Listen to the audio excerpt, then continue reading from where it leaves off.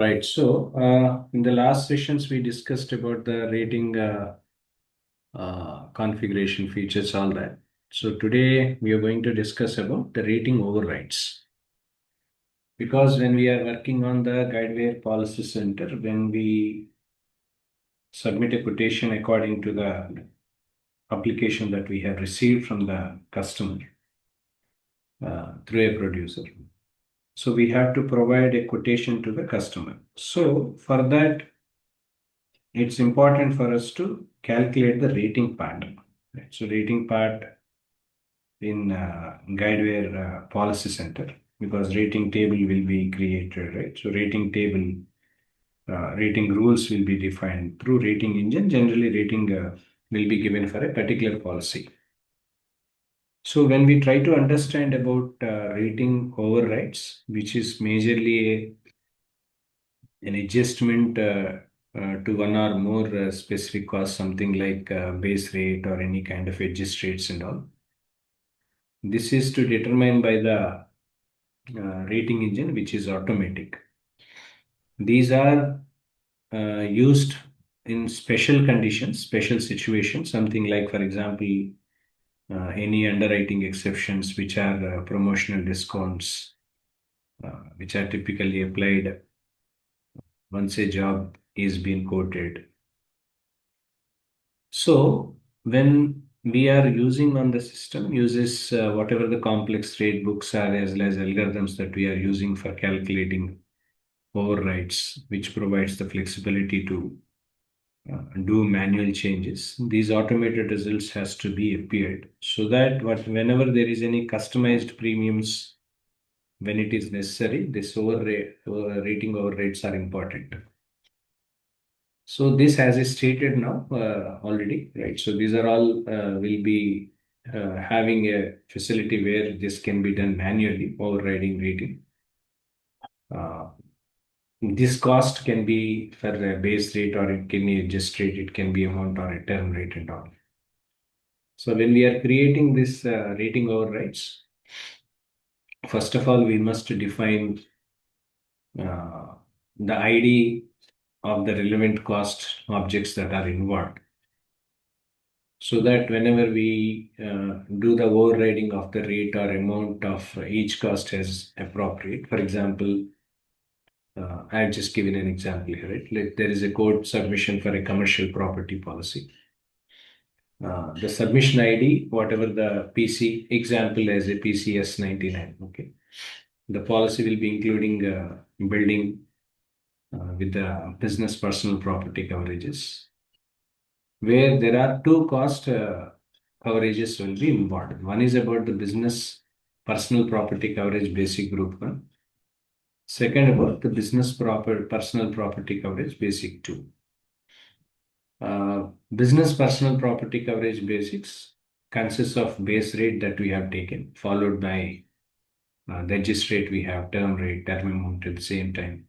Direct amount can be presented under the business personal property coverage group 1. When it comes to the group 2, the same thing will also be applied over here. But when we are applying these rating overrides and all, there are understanding over the purpose of rating overrides, how this and why, for what purpose this rating overrides that we are using. This is specifically for underwriting scenarios to apply any unique adjustments for any particular policy which doesn't fit to the standard of underwriting rules.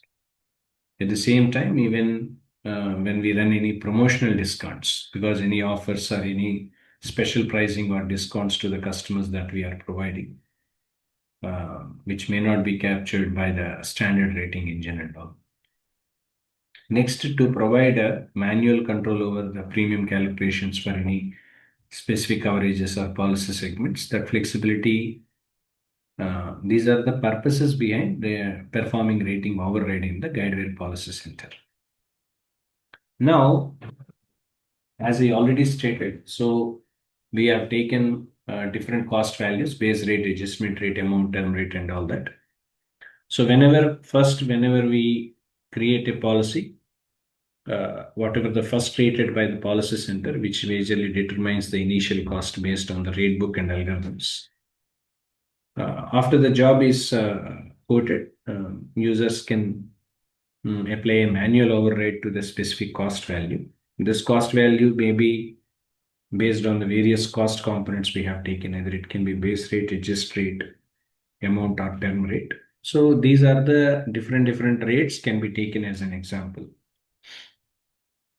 When we are doing this integration, right? So when we are applying this API access to that, this can be applied using a Policy Center Cloud API. Example, let me write down here, right? So let's say that, for example, any creating this, right? So using the Policy Center Cloud API. Okay, so if they are using it, so we need to call this like this: post job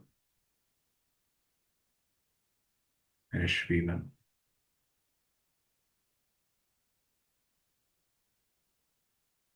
slash jobs. Here we have to mention the job ID.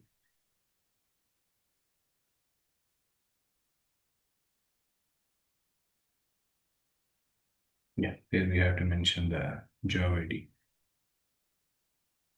Followed by this, we need to mention the